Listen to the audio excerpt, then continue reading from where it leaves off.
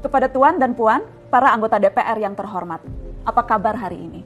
Sepertinya tak sebaik biasanya. Sama, di sini pun begitu. Kita semua memang sedang diuji. Hidup memang tak selalu baik, kan? Seperti kami-kami ini, Tuan dan Puan juga mungkin lebih banyak bekerja di rumah. Kalau lihat siaran sidang atau rapat terbuka di gedung DPR sekarang sih kelihatannya banyak kursi yang kosong. Tapi biasanya juga kosong kan ya? Tuan dan Puan anggota DPR yang terhormat. Saya perhatikan parlemen-parlemen negara lain fokus melawan corona. Tapi rasa-rasanya, isu-isu yang keluar dari Senayan belakangan kok kebanyakan tidak terkait corona ya? Kami malah membaca DPR bersemangat membahas isu-isu lain. Contohnya, rancangan Undang-Undang Cipta Kerja yang banyak ditolak karena dinilai mementingkan kepentingan investor di atas kebutuhan pekerja. Presiden Jokowi pekan lalu sempat menyatakan pemerintah dan DPR menunda pembahasan salah satu klaster di rancangan undang-undang itu, klaster ketenagakerjaan. Ini untuk memberi kesempatan mendalami substansi dan mendapat masukan dari banyak pihak.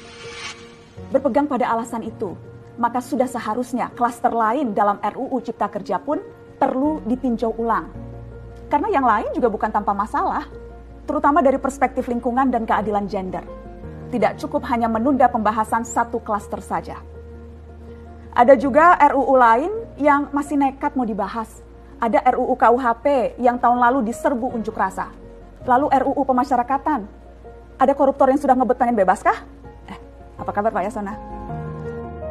Terus terang saja, membahas undang-undang yang menyangkut hajat hidup orang banyak di masa seperti sekarang ini terlalu mengundang curiga.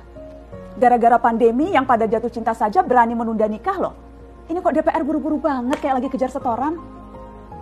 Tidak ada undang-undang yang tidak penting, semua penting. Justru karena undang-undang itu penting, aneh jika pembahasannya diseriusi di waktu seperti sekarang, saat dimana perhatian dan konsentrasi kita sedang terkuras bertahan hidup di tengah wabah. Produk hukumnya pun berpotensi cacat bila tidak memenuhi ketentuan, dan rasanya belum ada aturan pembahasan RUU secara virtual. Jika ngotot menuntaskan Omnibus Law, atau RUU KUHP, atau RUU pemasyarakatan, jangan salahkan jika ada yang menilai DPR tidak menjadikan perang melawan corona sebagai prioritas. Saya percaya setiap tindakan dan keputusan di masa krisis mencerminkan skala prioritas. Atau memang inikah prioritas wakil-wakil rakyat kami saat ini? Bikin ribut juga jelas tak seharusnya jadi prioritas. Satgas COVID-19 DPR kemarin dikabarkan mengimpor jamu ilegal dari Tiongkok secara besar-besaran untuk pasien positif virus corona. Satgas kemudian membantah itu, katanya ini diproduksi di Jakarta dan merupakan sumbangan Wakil Ketua DPR RI Sufmi Dasko yang akan dibagikan gratis ke berbagai rumah sakit. Kemudian dikabarkan juga, jamunya mengandung bahan berbahaya dan belum terbukti klinis. Satgas lagi-lagi membantah, katanya sedang proses mendapatkan izin edar di Badan Pengawasan Obat dan Makanan. Sedang itu berarti belum kan ya? Tuan dan Puan yang terhormat, niat baik pun perlu proses yang baik. Proses yang semerawut hanya akan disusul polemik. Sementara sekarang kita sedang banyak-banyaknya menaruh harapan kepada negara. Tindak tanduk DPR salah benarnya akan selalu dilihat.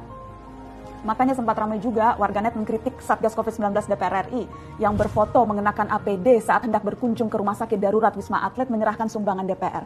Ini dinilai melukai hati masyarakat. Tenaga medis kita saja bertaruh nyawa benar karena kekurangan APD.